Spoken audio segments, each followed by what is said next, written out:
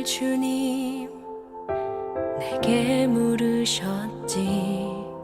내가 무엇 해주길 원하느냐. 온 우주의 하나님 나를 찾아와 내게 던지신 그 무릎 앞에 솔로몬처럼 답하고 싶었지. 하지만 뭐라 말해야 할지 몰랐어. 난 그저 엄마일 뿐 아이의 손을 잡고 안개 속을 걸어가는 듯했어. 늘 나에게 묻곤 했지. 이제서야 떠오른 답 하나. 무릎을 꿇고 눈물을 닦고 떨리는 가슴 안고 이렇게 대답할래.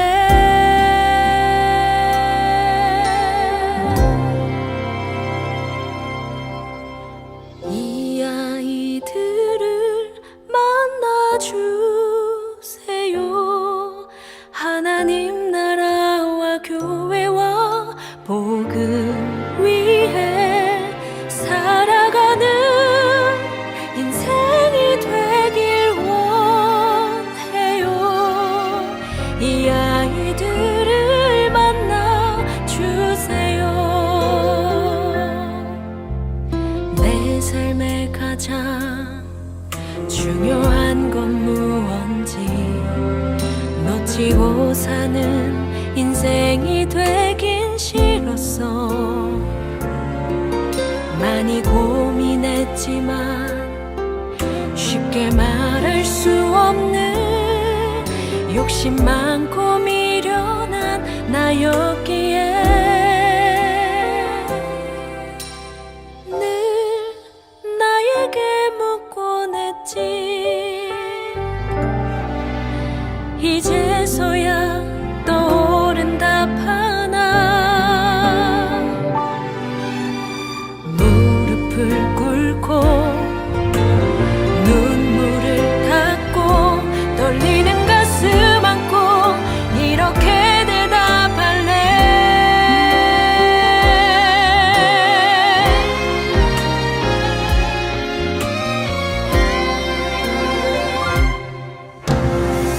이 아이들을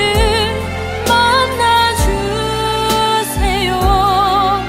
하나님 나라와 교회와 복음 위해 살아가는 인생이 되길 원해요.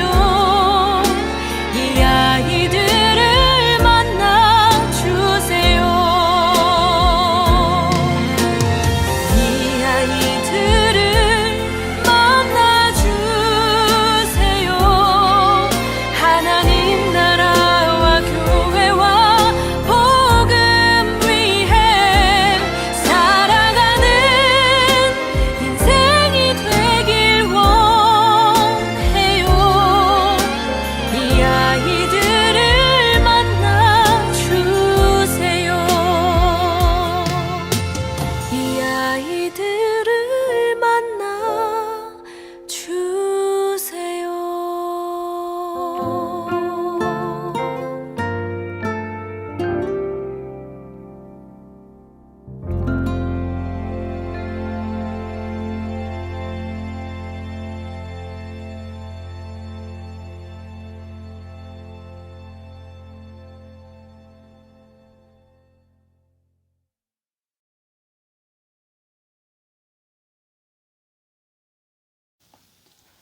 우리 함께 사도신경으로 우리의 신앙을 고백하겠습니다.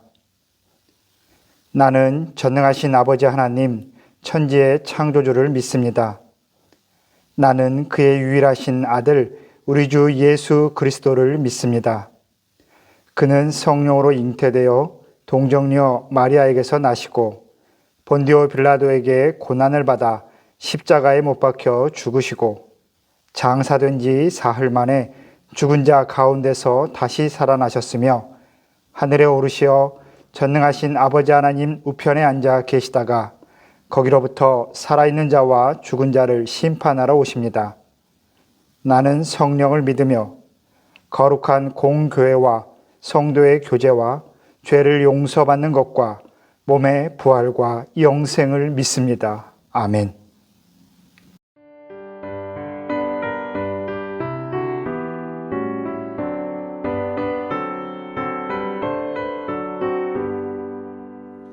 주는 나를 기르시는 목자요 나는 주님의 귀한 어린 양 푸른 풀만 맑은 시냇 물가로 나를 인도하여 주신다.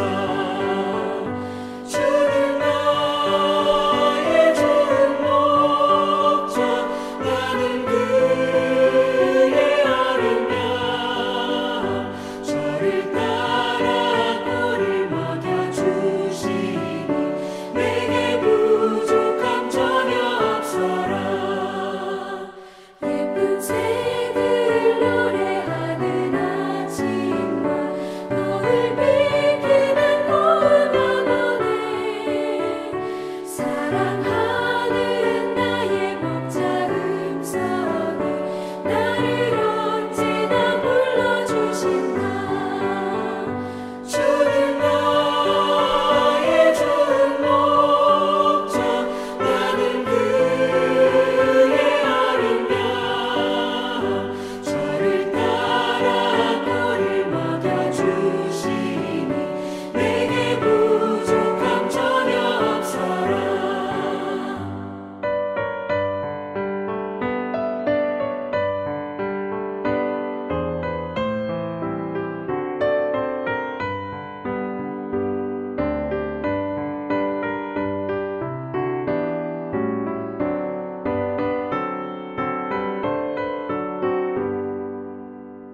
못된 짐승 나를 맺지 못하고 거친 비바람 섞지 못하리.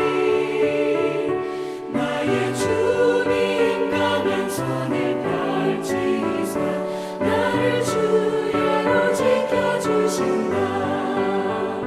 주는 나의 좋은 목자 나는 그의 어린 양 저를 따라 꼴을 먹여주시니 내게 부족함 전혀 없어라. 아멘.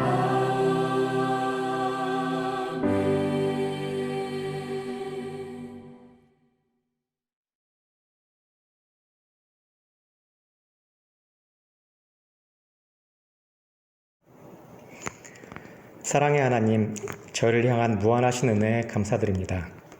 코로나로 인해 힘겨운 주변 현실 속에서도 거룩한 주일을 맞아 저희들을 예배의 자리로 초대해 주시고 인도해 주시니 감사드립니다. 어려운 시기일수록 저희들 주님께 더욱 의지하고 더 높이 찬양과 경배를 올려드리오니 이 정성을 기쁘게 받아주시옵소서. 더불어 지난 한 주간 생활을 되돌아보며 회개하는 시간을 갖사오니 부족한 점 너그러이 용서하여 주시고 앞으로의 저희 삶이 주님이 원하는 방향으로 나아갈 수 있도록 이끌어 주시옵소서. 주님, 저희들 이번 주일은 어린이 주일로 예배를 드립니다. 어린이들에게 더 큰 믿음과 지혜를 주시고 어른들은 어린이들을 통해 더욱 많은 것을 깨닫고 배울 수 있게 되기를 간구드립니다. 우리 어린이들이 코로나로 인해 학업 및 사회 발달에 지장받지 않도록 지켜주시옵고 아울러 이러한 경험을 통해 앞으로 살아갈 인생의 방향을 하나님을 생각하고 이웃들을 생각하는 선한 길로 인도하여 주시옵소서. 또한 인도에서의 경험을 통해 세상을 더욱 넓게 바라보고 주님의 큰 뜻을 더 잘 이해할 수 있도록 인도하여 주시옵소서.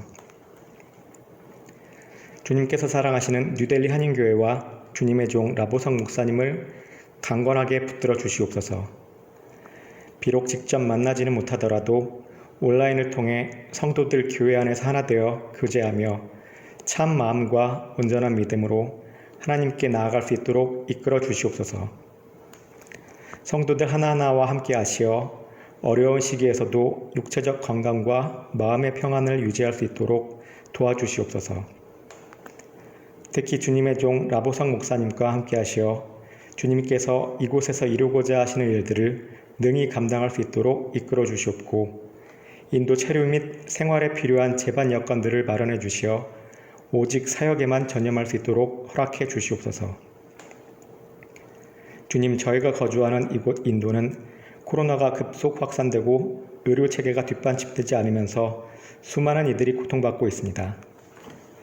코로나에 확진되어 신음하는 이들, 과부하에 시달리는 의료진들, 코로나에 불안해하며 경제적, 정신적 고통을 받는 이들, 국민들을 이끌어가는 위정자들에게 주님의 자비를 베풀어 주시옵소서.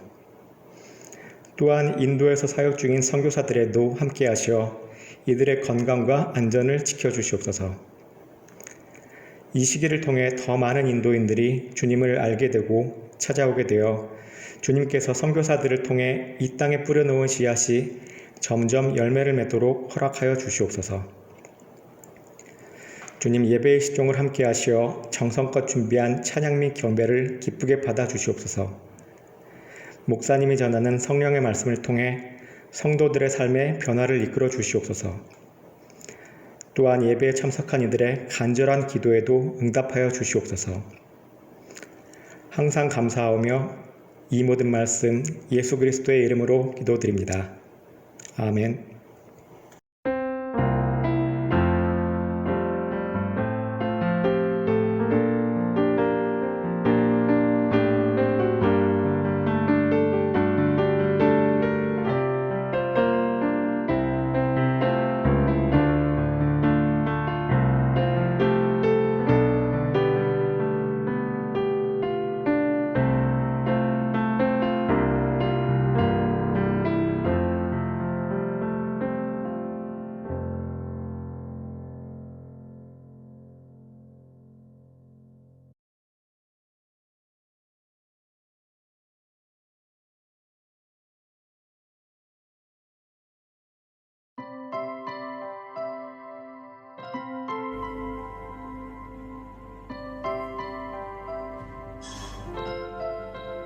예수님 날 사랑하시니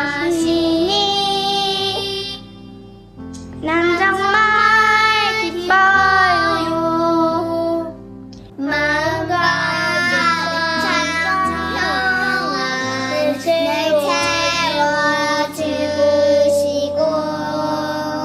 다시 주님 인도하여 나를 안으시네. 언제나 어디서나 날 지켜주시네.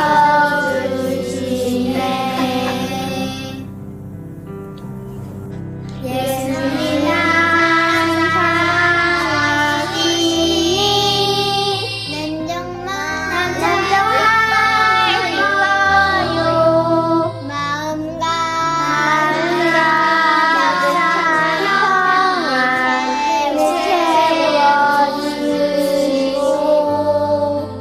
가신 주님 육파로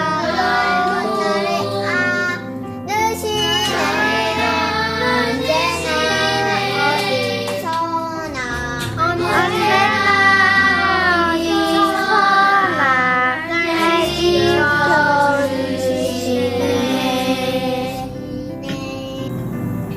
예수님 날 사랑하시니 난 정말 기뻐요. 마음과 찬송을 채워주시고 다시 주님 인도하여 나를 안으시네. 언제나 어디서나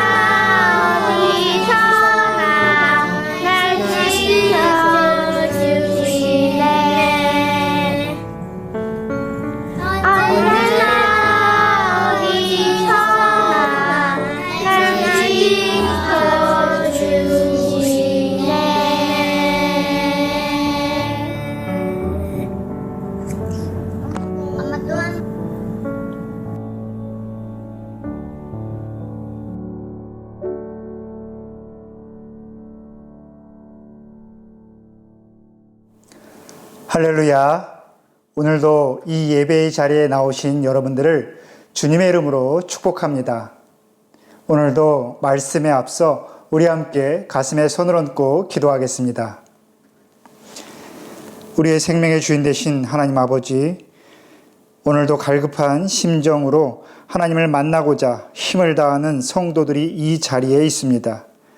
이 예배의 자리에 있는 모든 성도들의 삶을 이 시간 주목하여 주시고 이들의 마음과 생각과 영혼을 만져 주옵소서. 어디서나 하나님을 경험하는 귀하고 복된 삶이 이 예배의 자리에서부터 다시 회복되게 하여 주옵소서. 이 시간 말씀을 듣습니다.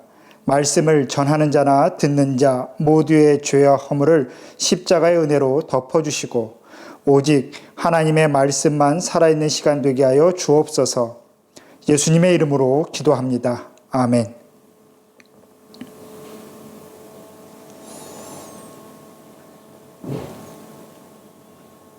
오늘 우리에게 주신 하나님의 말씀은 마가복음 2장 23절부터 3장 5절까지의 말씀입니다. 제가 말씀을 읽겠습니다. 안식일에 예수께서 밀밭 사이로 지나가실새 그의 제자들이 길을 열며 이삭을 자르니 바리새인들이 예수께 말하되 보시오 저들이 어찌하여 안식일에 하지 못할 일을 하나이까. 예수께서 이르시되 다윗이 자기와 및 함께한 자들이 먹을 것이 없어 시장할 때에 한 일을 잃지 못하였느냐. 그가 아비아달 대제사장 때에 하나님의 전에 들어가서 제사장 외에는 먹어서는 안 되는 진설병을 먹고 함께 한 자들에게도 주지 아니하였느냐. 또 이르시되 안식일이 사람을 위하여 있는 것이 아니요 사람이 안식일을 위하여 있는 것이 아니니 이러므로 인자는 안식일에도 주인이니라. 예수께서 다시 회당에 들어가시니 한쪽 손 마른 사람이 거기 있는지라.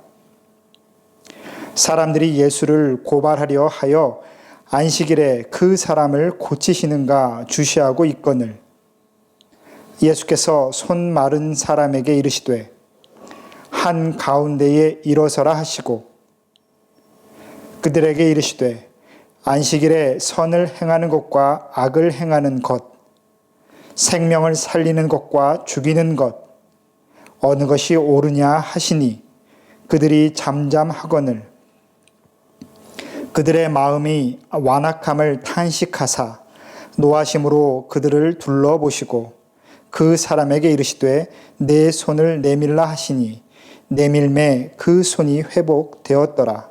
아멘. 할렐루야. 오늘은 어린이 주일을 기념하여 함께 예배를 드립니다.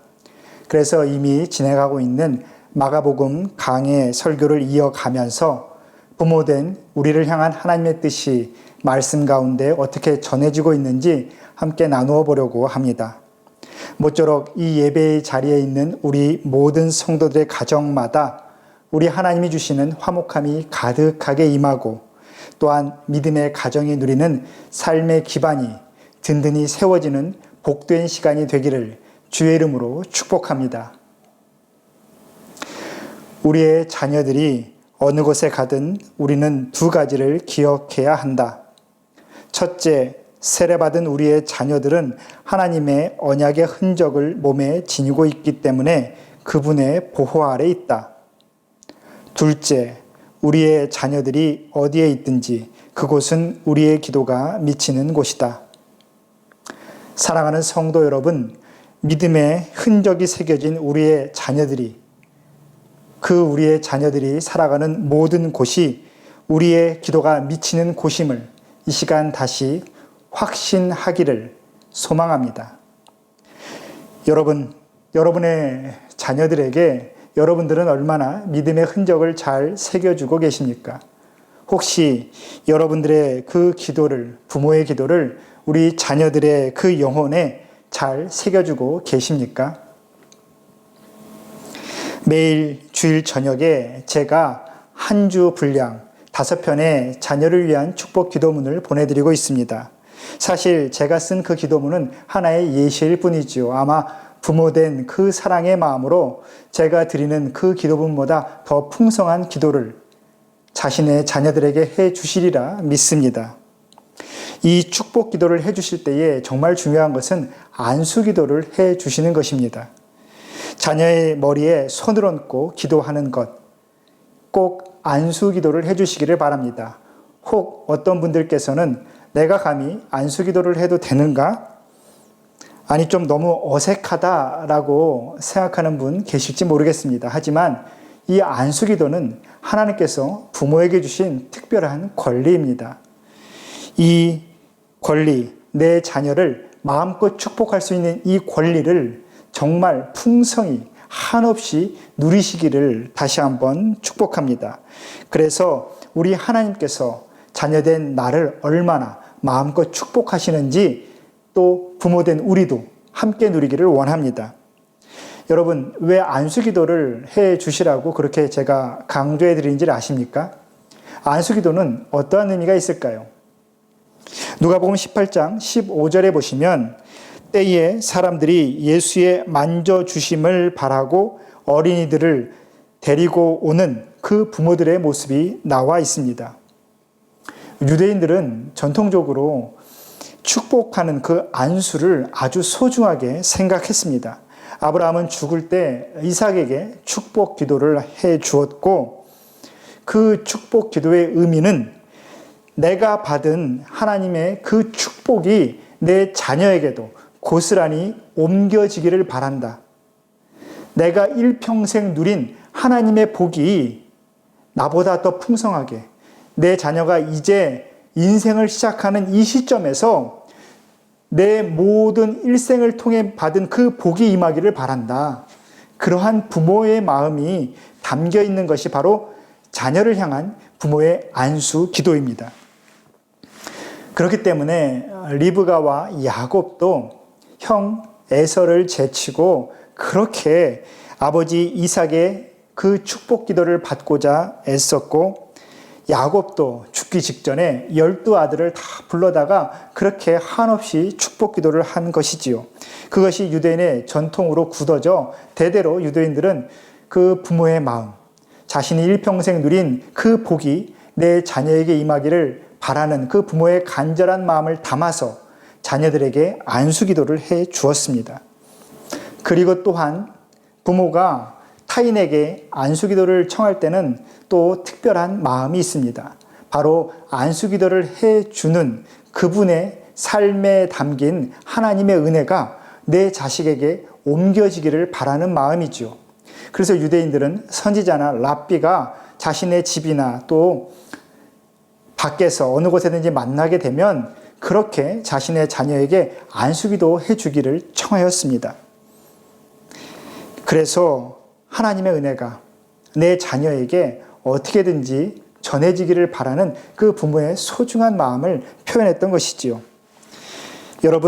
여러분들이 자녀에게 해주시는 그 안수기도도 그러한 간절함을 담아서 꼭 해주기를 바랍니다.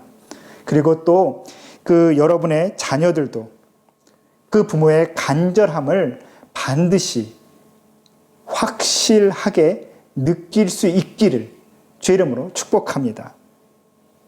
여러분, 자녀들이 여러분의 기도를 받으면서 부모의 그 믿음의 큰 그늘 아래에 있음이 얼마나 축복된 것인가, 얼마나 감사한 것인가 분명히 자신의 선한 때가 이를 때에 깨닫게 될 것입니다. 프린스턴 신학교의 설교학 교수인 블랙 우드 박사는 부모가 자식에게 남겨줄 수 있는 신앙의 유산이 세 가지 있다라고 말했습니다. 첫 번째는 어린 시절에 기쁘고 행복한 기억의 유산을 남길 수 있다라는 것이고, 두 번째는 자신의 꿈을 이루어 갈 수 있는 좋은 습관의 유산을 남겨줄 수 있다라는 것입니다. 그리고 마지막 세 번째는 존귀한 삶을 지향하는 선한 목표의 유산을 남겨줄 수 있다. 부모는 이 세 가지 유산을 남겨줄 수 있다라고 블랙우드 박사는 자신의 책에서 밝히고 있죠. 여러분, 이 순간 여러분의 자녀들의 모습을, 그 얼굴을 한번 떠올려 보시기를 바랍니다. 주위에 계시다면 한번 찾아가서 잠깐 들여다 보십시오. 나는 내 아이에게 어떠한 기억을 이 시기에 남겨주고 있는지, 그리고 내 아이의 그 반복적인 습관 가운데에 나는 어떠한 모델로 보여지고 있는지, 마지막으로 내 아이는 나를 통해서 어떠한 삶의 미래를 꿈꾸고 있는지 한번 생각해 보시기를 바랍니다. 사랑하는 성도 여러분, 이 시간 예배를 드리는 여러분의 모습을 보고 자라는 여러분들의 자녀들에게 온전한 믿음의 흔적, 온전한 예배자가 누리는 그 은혜를 우리 자녀들이 충만히 누리게 되기를, 그렇게 배워가기를, 자신의 영혼에 하나하나 새겨져 가기를 다시 한번 주의 이름으로 축복합니다. 이 예배의 자리에 있는 여러분들을 통해서 아이들이 하나님의 품 안에서 행복한 기억을 갖게 되고 모든 선택의 순간에서 흔들리지 않는 굳건한 믿음의 그 반석을 다져가기를 다시 한번 간절히 원합니다. 또한 부모된 우리의 그 삶의 모습을 보고 자란 우리 아이들이 이 사회에 선한 유익을 실현해가는 하나님 나라의 큰 꿈을 꾸게 되기를 다시 한번 저 여러분 부모의 마음으로 간절히 소원합니다. 사랑하는 성도 여러분, 우리는 어떠한 삶의 모습을, 어떠한 삶의 기준을 가지고 살아가고 있습니까? 우리 자녀들은 우리의 삶을 통해서 어떠한 삶의 기준을 갖게 될까요? 너무나 다양하고 포괄적인 질문이지만 이 시간에는, 이 예배의 시간에서 우리가 하나님과의 만남에 대한 기준을 어떻게 잘 지키고 있는가에 대해서 한번 생각해 보기를 원합니다. 유대인들은 율법에 따라 자신의 삶의 기준을 온전히 하나님의 말씀에 맞추어 살았습니다. 그 중에서도 가장 중요한 계명은 바로 주일, 안식일에 대한 계명이었죠. 십계명 가운데서도 안식일에 관한 계명을 그 무엇보다도 가장 중요하게 여겼고 가장 중심이 되는 계명으로 지켜왔습니다. 그렇기 때문에 유대인들에게 안식일에 대한 그 규정을, 안식일의 그 계명을 지키는가 안 지키는가에 따라서 이방인과 하나님의 백성을 구분짓는 중요한 기준이 되고 있다라고 여겼을 정도입니다. 유대교 랍비들의 규정을 집대성한 미시나라는 책에 의하면 안식일에 하지 말아야 할 39가지 대표적인 그 행동들이 있습니다. 그 중에서 세 번째가 바로 오늘 본문에 등장하는 밭에서 추수하는 행위이지요. 사실 추수와 같이 밭에서 일하는 걸 멈추는 것은 정말 노동의 개념에서 보면 안식일에 당연히 하지 말아야 될 계명인 것 같습니다. 그러나 그 안식일에 지켜야 될 39가지 계명 중에서는 조금 우리가 생각하기에 의아한 그 기준도 분명히 있습니다. 그 중에 하나는 이런 것이죠. 1999걸음, 약 800m 이상을 걸으면 안 된다라는 규정도 그 안식일 규정 가운데 포함되어 있습니다. 왜냐하면 1999걸음 이상 걷게 되면 그것은 여행이나 노동으로 간주되기 때문에 그렇습니다. 그래서 유대교 마을의 회당은 800m 안에 곳곳에 세워지게 되어 있지요. 그래서 800m 안에 어느 거리에서든지 회당을 찾아갈 수 있게, 하나님의 성전만큼은 안식일에도 언제든지 찾아갈 수 있게 그렇게 만든 것이 바로 유대인들의 삶의 방식이었습니다. 뿐만 아니라 이런 것보다 훨씬 좀 이상한 규정도 있습니다.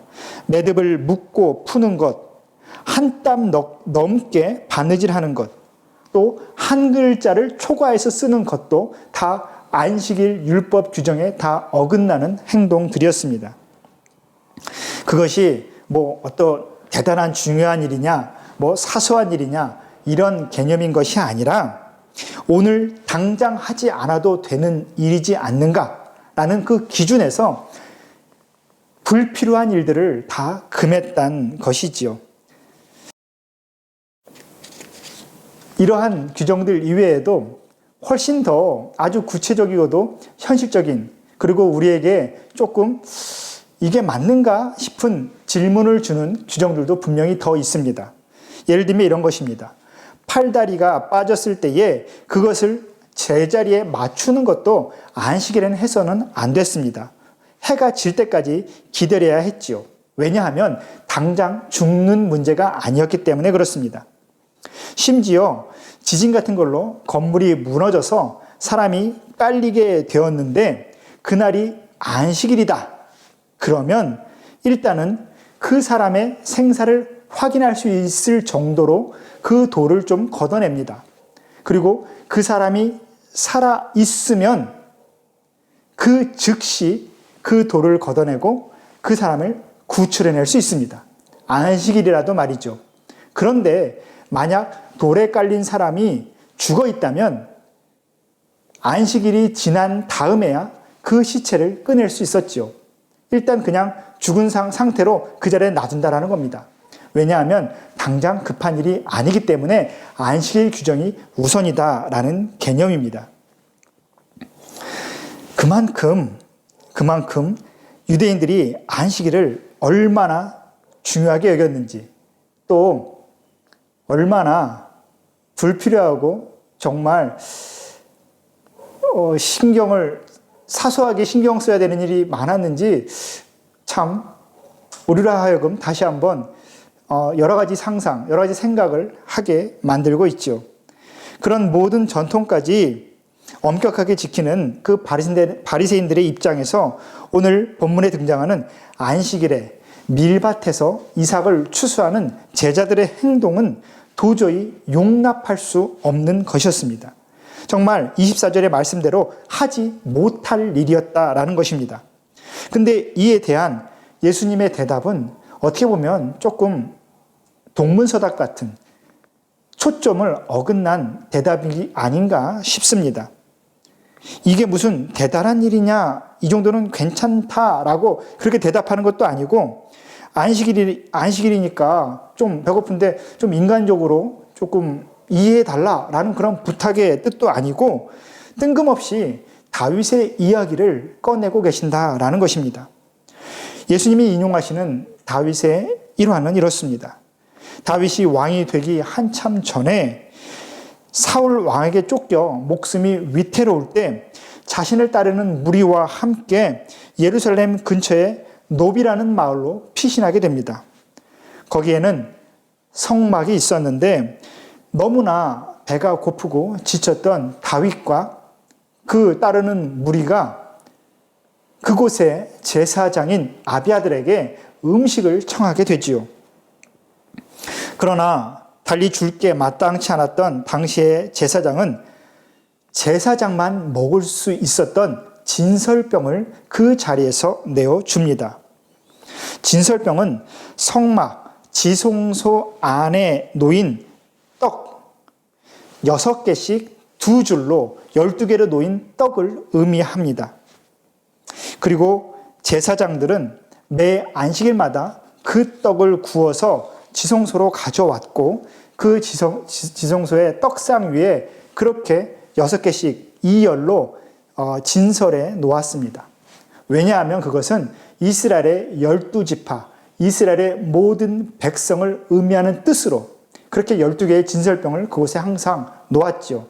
그리고 매 안식일마다 그곳에 새롭게 떡을 드리고 그 전에 있었던 떡은 그대로 수거하여 자신들이 먹었습니다.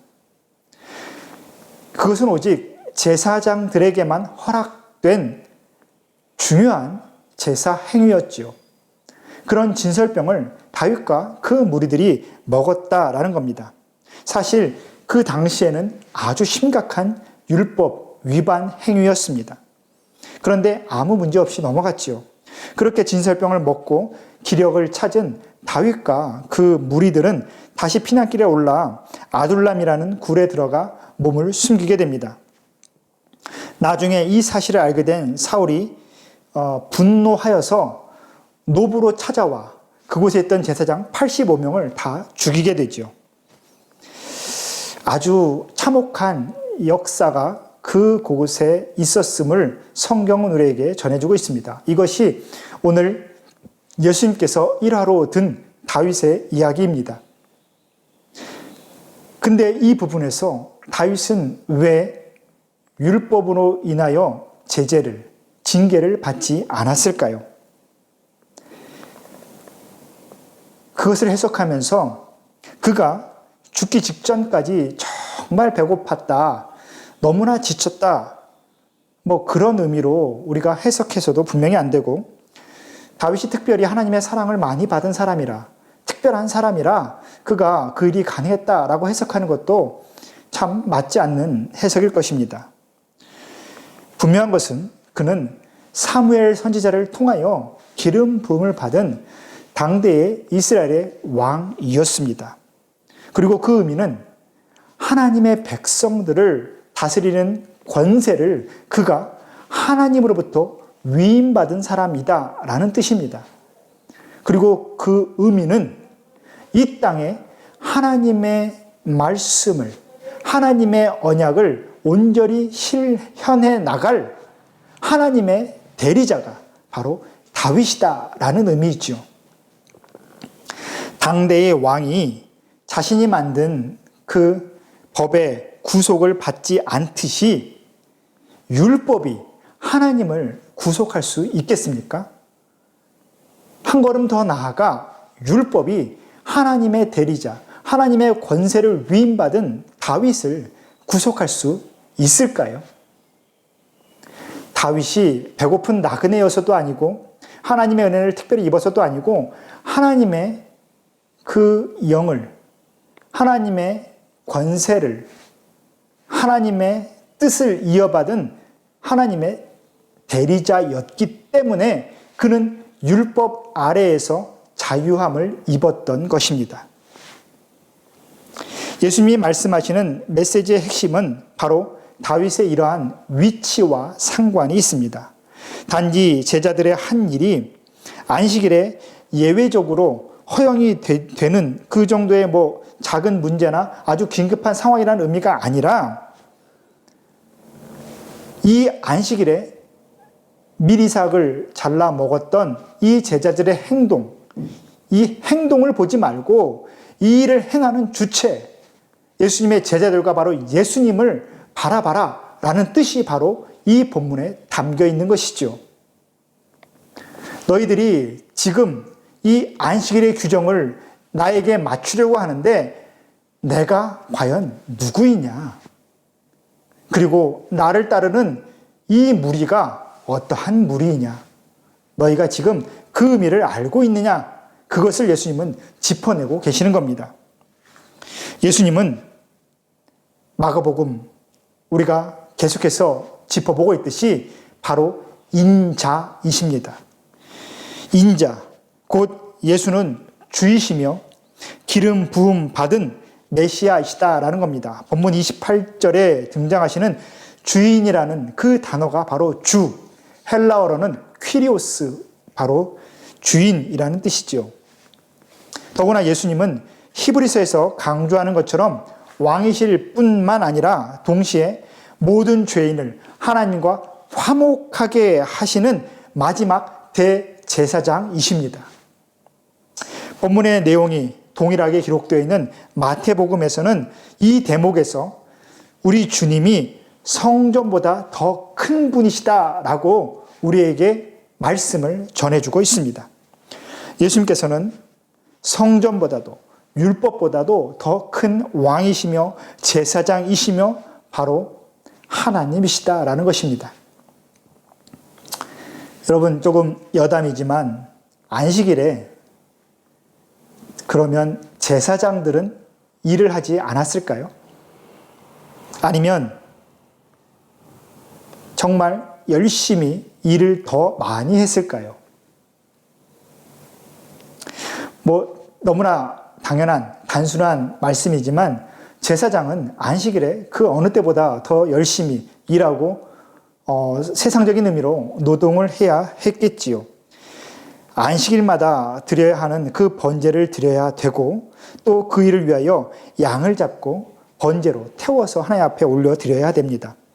짐승을 잡고 그 고기를 나르고 하나하나 또 곳곳에 제 위치에 모든 것을 가져다 놓는 모든 행위가 하루 종일 정말 바쁘게 감당해야 될 아주 중한 노동 같은 거였다라는 의미입니다. 또 말씀드린 대로 진설병을 굽고 또 교체하는 모든 일도 안식일에 이루어졌습니다. 제사장은 예외여서 율법을 어겨도 되는 것이었겠습니까? 아니죠. 바로 그 안식일의 주체가 되시는 하나님께 예배하기 위하여,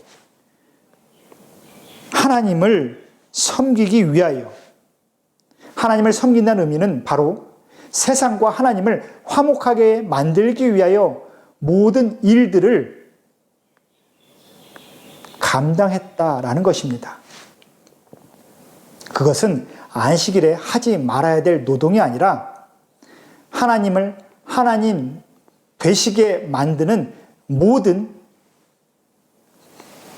중요한 일이었다라는 것이죠.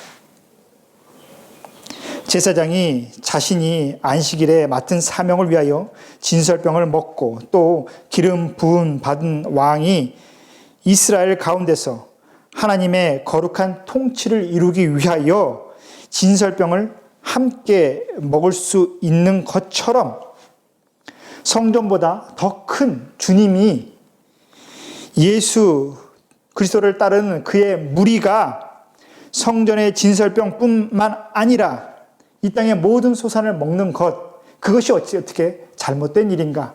바로 그 질문을 우리에게 던져주고 있습니다. 당시의 바리새인들은 이 말씀의 의미를 아마 어느 정도는 이해했을 것입니다. 여기서 정말 중요한 것은 예수님의 무리, 예수님의 제자들입니다. 지금 예수님은 여러 이적으로 또 사람들에게 풍겨지긴 어떠한 영적인 분위기, 영적인 그 감응으로 인하여 어느 정도 지금 특별한 존재로 인정받고 있습니다. 하지만 바리새인들이 주목하는 것은 바로 예수 그리스도의 제자들인 것이죠. 저들은 무엇인데 똑같이 당신과 같은 행동을 하는가? 당신이 제사장이 하나님을 섬기기 위하여 진설병을 먹고 기름 부음 받은 이스라엘의 왕이 하나님의 백성을 통치하기 위하여 하나님의 진설병을 먹어도 되는 것처럼 당신이 하나님 나라의 일을 위하여 하나님의 능력을 행하기 위하여 이 땅의 소산을 먹는 것은 당연하다. 하지만 당신의 제자들은 과연 무엇인가? 그 질문을 또한 이 바리새인들은 이 순간 던지고 있습니다. 근데 이때에 주님은 동일하게 모든 맥락을 하나의 의미로 말씀해 주십니다. 다윗과 함께한 무리가 다윗의 정체성에 의하여 진설병을 먹을 수 있었던 것처럼 예수의 제자들도 예수로 인하여 얼마든지 먹을 수 있고 또 먹어야 된다라는 것이죠. 배고프니까 어쩔 수 없고 또 율법도 당장 죽게 되는 상황에서는 좀 먹일 수 있다라고 유예를 주시니까 그럴 수 있다. 그런 측면이 아니라 성령의 기름 부음 받은 메시아가 지금 이곳에 있고 그 메시아의 임재를 위하여 그 메시아의 사역을 위하여 함께 돕는 모든 무리가 메시아와 같은 권리를 누리고 있는 것이 당연하지 않는가. 그런 의미에서 본다면 바로 오늘 제자들이 먹은 이 밀 이삭은 바로 하나님께 드린 진설병과 같은 의미를 가지고 있게 된 것이죠. 다윗이 먹은 그 진설병이 배고픈 나그네의 한 끼 식사가 아니라 하나님의 백성을 다스리는 그 왕과 신하들이 먹는 만찬이 되는 것처럼 예수의 그 제자들이 먹은 그 밀 이삭도 이 땅에 하나님 나라의 일이 시작되고 있음을, 하나님의 통치가 바로 그곳에 임재하고 있음을 나타내는 하나의 증거가 되는 것이죠. 자신의 모든 것을 버리고 왕을 따르며 왕의 사역에 동참하고 있는 모든 사람들을 위해서 지금 주님은 당신의 자격과 권한을 만인 앞에 드러내고 있고 그 모든 필요한 것을 자연스럽게 거두고 계신 것입니다. 안식일이 사람을 위하여 있고 사람이 안식일을 위하여 있는 것이 아니다라는 이 말씀도 이러한 큰 틀 안에서 이해해야 되는 것이죠. 단지 안식일이 사람을 위해 존재하기 때문에 사람을 위한다는 명목하에 모든 것이 다 가능하다라는 그 의미는 분명히 아니다라는 겁니다. 그래서 그것이 좀 다르다라는 것을 말씀하기 위하여 오늘 3장에 손이 마른 사람을 치유하는 역사가 지금 우리에게 보여지는 것입니다.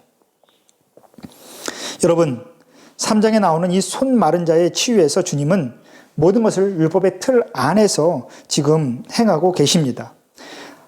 한쪽 손 마른 사람,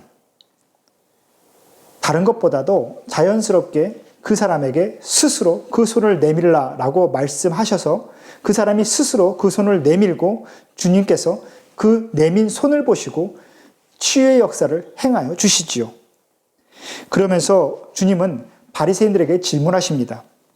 안식일에 선을 행하는 것과 악을 행하는 것 중에 어느 것이 옳으냐? 그러면서 같은 질문을 좀 다르게 표현하시기를 안식일에 생명을 구하는 것과 생명을 죽이는 것 어느 것이 옳은 일이냐라고 질문하십니다. 여러분, 어떤 것이 옳겠습니까? 조금 애매한 질문이지만 그 선함의 기준을 어디까지 허용하고 어디까지 두냐에 따라 아마 이 대답의 차이가 벌어지게 될 것입니다. 아마 바리새인들이나 또 예수가 지금 무슨 일을 하고 계신지를 모르는 사람들은 손이 마른 자를 치유하는 그것이 아마 그의 생명과 직결되는 문제인가 라는 것을 먼저 따질 것입니다.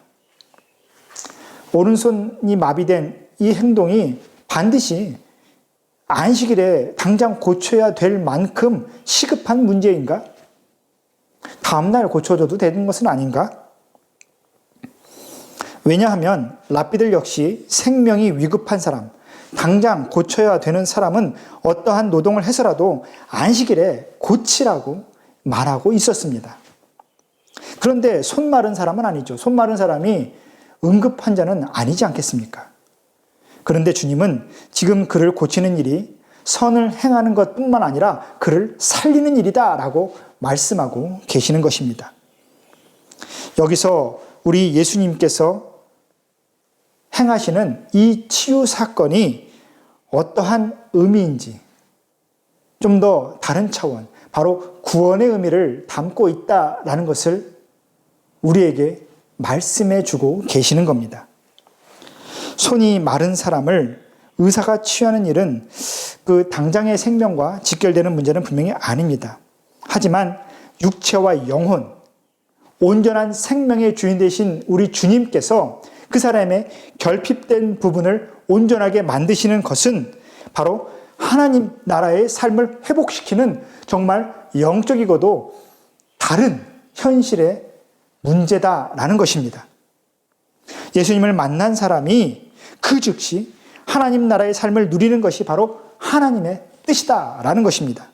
안식일은 너무나 당연하게도 쉼을 누리는 의미, 그 의미를 넘어서 하나님과 함께하는 기쁨, 그 평안을 누리는 날, 그것이 바로 안식일이 가지는 의미입니다. 안식일이 사람을 위하여 있다. 바로 사람이 하나님과 화목함을 누리며 하나님의 품 안에서 쉼을 누리게 되는 것, 그리고 오직 세상의 모든 고민과 삶의 무게로부터 벗어나 온전히 하나님과 함께함을 누릴 수 있게 배려해 주신 날이 바로 안식일인 것입니다. 그리고 그 안식일에 지금 주님과 있는 것이 어떻게 불필요한 노동이겠습니까? 그리고 주님과 함께 있음으로 인하여 그 삶이 온전히 회복되고 그 사람의 몸과 영혼이 온전히 회복되는 그 일이 어떻게 노동의 문제나 옳고 그름의 문제로 판단할 수 있는 것이겠습니까? 예수님께서는 지금 이 땅에 이미 임한 하나님의 나라를 선포하고 계십니다. 하나님께서 하늘에서 이루신 일을 이 땅에서 이루고 계신다라는 의미이죠. 주님이 가르쳐 주신 기도에서 아버지의 뜻이 하늘에서와 같이 이 땅에서도 이루어지게 하여 주옵소서. 그 말씀하신 고백, 그 고백처럼 천국이 이 땅 가운데 이루어지는 그 일을 지금 그 안식일에 행하고 계시는 것입니다.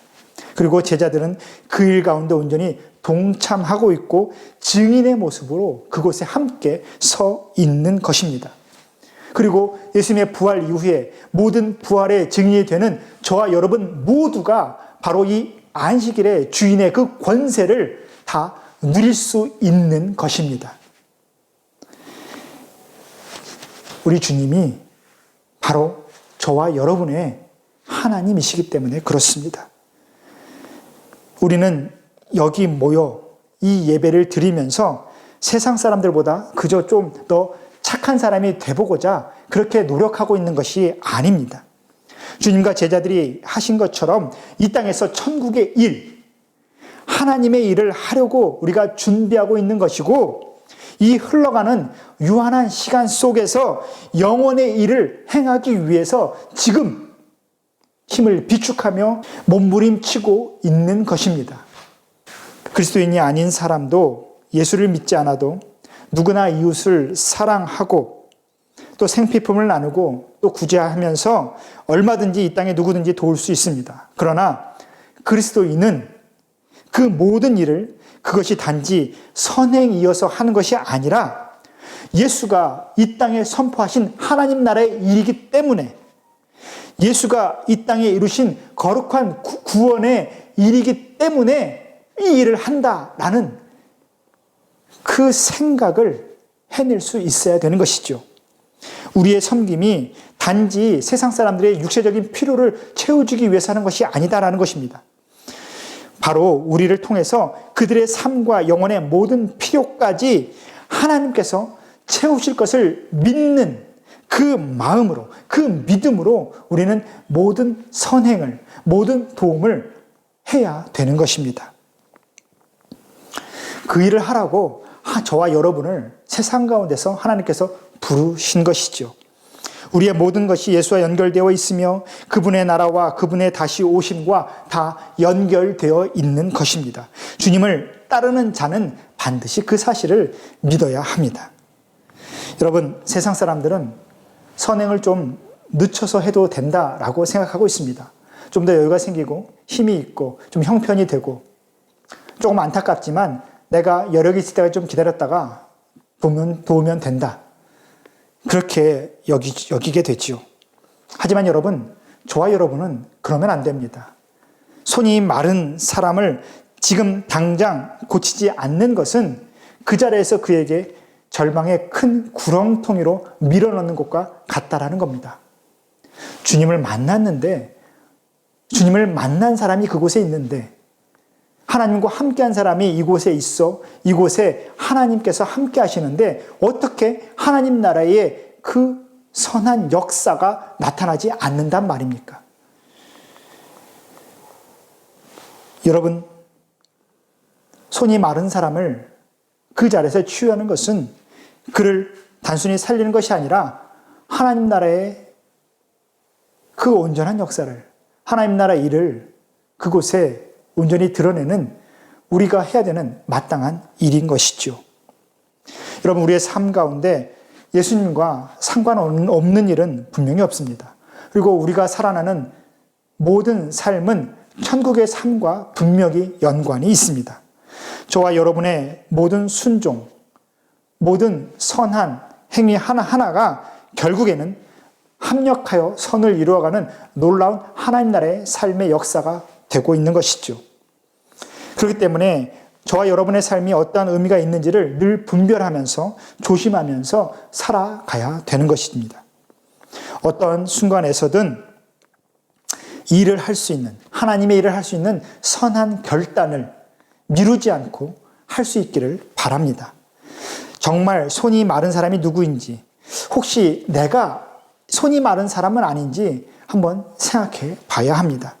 내가 손이 안으로 이렇게 구부러져 있으면 손을 뻗쳐야 되는데 손이 펴지지 않고 이 움츠러진 상태로 그대로 있다면 우리는 이것을 부끄러워하지 말고 온전히 하나님 앞에 내어놓을 수 있어야 합니다. 감추지 말고 정직하게 저의 상태가 이렇습니다. 주님 만져주옵소서. 그때에 우리 주님께서 이 꼬부라진 삶의 모습을 하나하나 온전히 펴서 하나님 나라의 삶의 온전한 모습으로 우리를 가꾸어 주실 것입니다.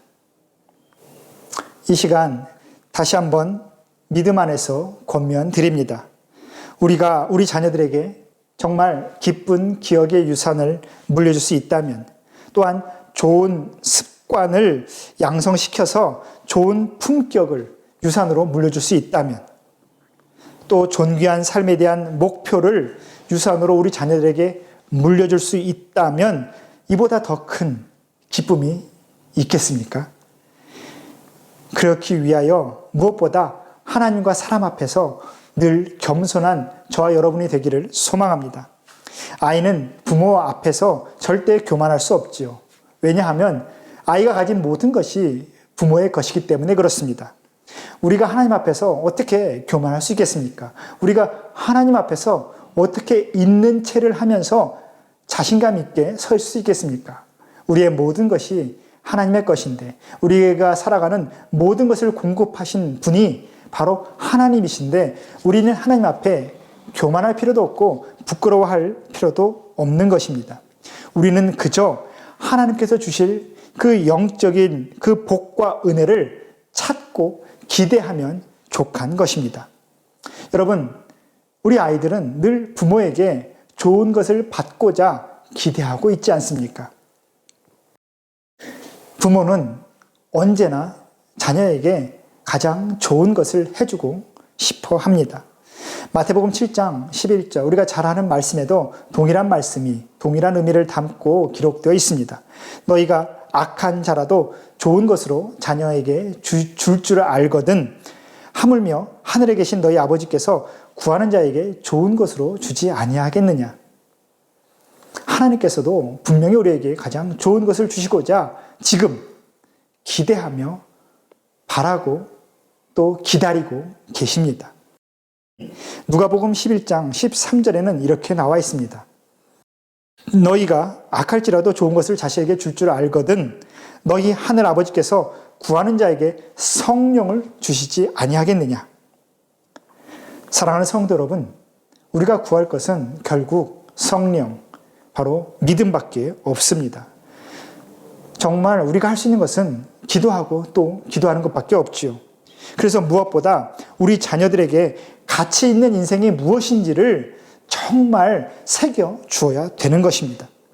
그리고 그것은 억지로 새기는 것이 아니라 우리의 삶을 통해서 보여줄 수밖에, 자연스럽게 체득시켜줄 수밖에 없는 것이죠. 사실 부모인 우리도 얼마나 약하고 흔들리고 있습니까? 그래도 하나님을 의지하여 누리게 되는 그 삶의 결과가 무엇인지 우리는 반드시 내 자녀에게 보여주어야 합니다. 이번 한 주도 세상의 그 어느 곳에서도 얻을 수 없는 그 화목함과 행복이 바로 여러분의 가정마다 충만히 임하기를 주님의 이름으로 축복합니다. 우리 함께 기도하겠습니다. 우리의 삶의 주인 되신 하나님 아버지, 오늘도 주님의 말씀으로 우리의 영혼을 비추어 보게 하시니 감사합니다.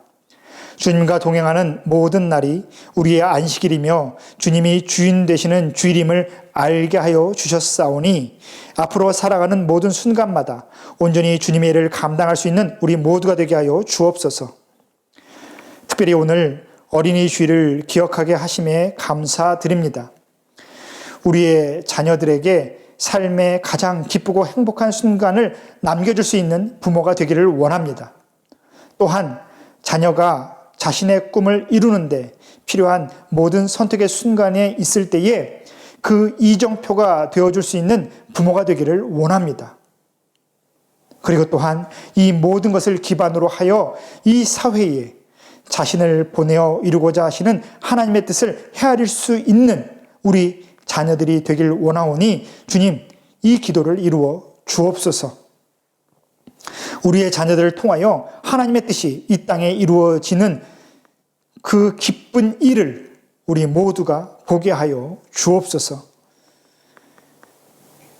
그 어느 때보다 참혹한 현실 가운데 있는 이곳 인도를 긍휼히 여겨 주시고 특별히 이 땅의 모든 이들의 두렵고 불안한 마음을 만져 주옵소서. 그 어느 때보다 서로를 돌아보며 함께 살아내는 우리 모두가 되게 하여 주옵소서. 이곳 인도의 모든 교민들과 또 현지 인도인 모든 분들 모든 곳에서 하나님의 선한 역사가 일어나기를 간절한 마음으로 소원하며 예수님의 이름으로 기도합니다. 아멘.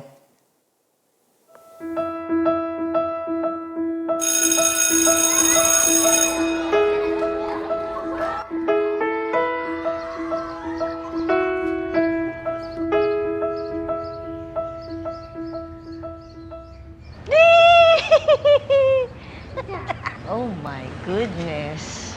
Tawa ka pa. Eh, alam mo naman, pag dumi, ayaw ni Mami, di ba? Di ba? Oh, ba't nagdumi ka?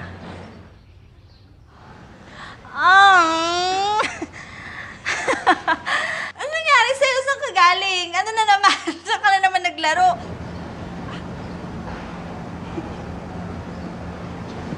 Anong ginawa mo? Bakit ka nagdumi? Ayan. Ang dumi-dumi. Kung maglaban niya na. Oh my God.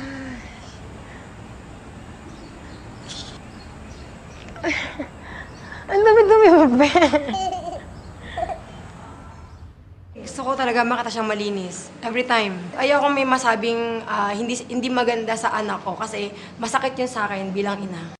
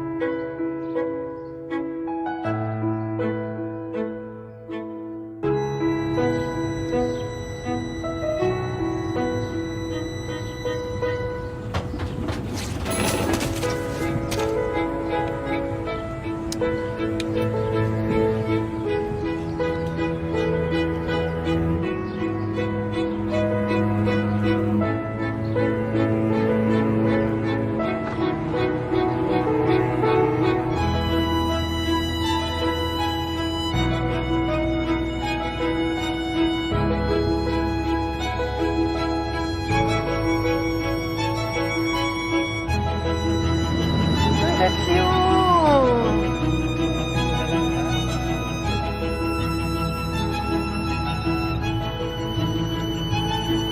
Can I help you?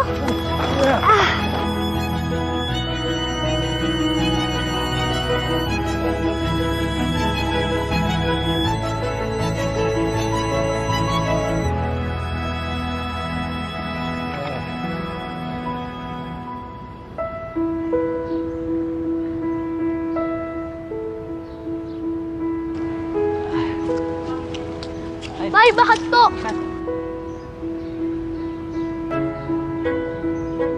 Yan. Galing naman.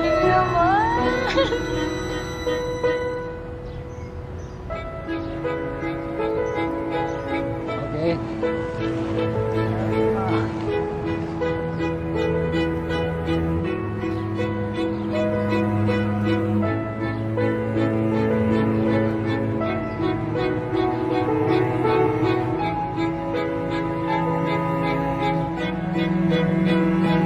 Ano ba yung sasabihin ng mami mo? Hindi ba siya magagalit? Alam ko po magagalit siya, pero maging honest na lang po ako sa kanya. Yan ang mabuti. Okay? High five. Salamat, ha? Salamat po. Bye-bye. Bye.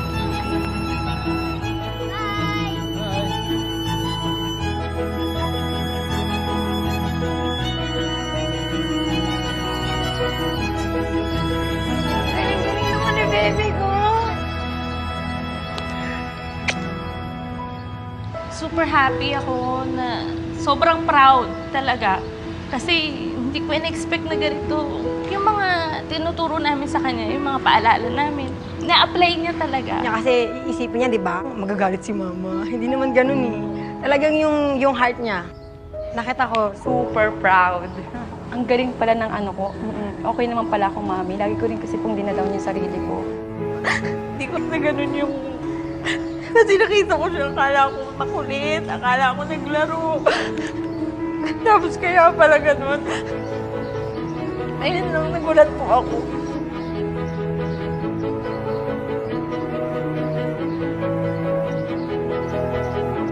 Hello po! Sige po. Ba't ka umiyak? Kasi kala ko nagkulit ka dun. Ayun naman pala, nag-help ka naman pala kay Lolo.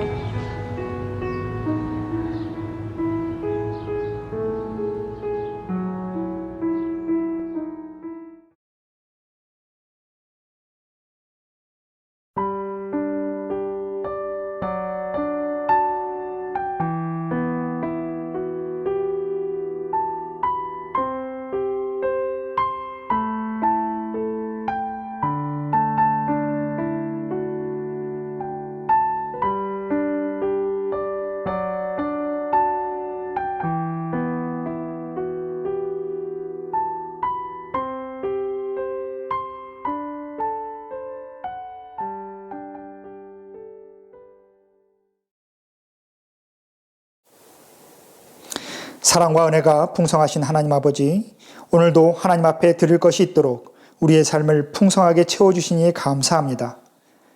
내가 필요한 모든 것을 공급하시는 하나님의 손을 기억하는 우리 성도들의 믿음을 주목하여 주시고, 가정마다 하늘에서 부으시는 부요함의 복을 풍성히 내려 주옵소서. 이 어려운 시기에 나눌수록 배가 되고 쓸수록 채워지는 하나님의 은혜가 모든 곳에 임하도록 함께하여 주시고, 언제나 섬김의 자리에서 모든 힘을 다할 수 있는 우리 뉴델리 한인교회가 되게 하여 주옵소서. 예수님의 이름으로 기도합니다. 아멘.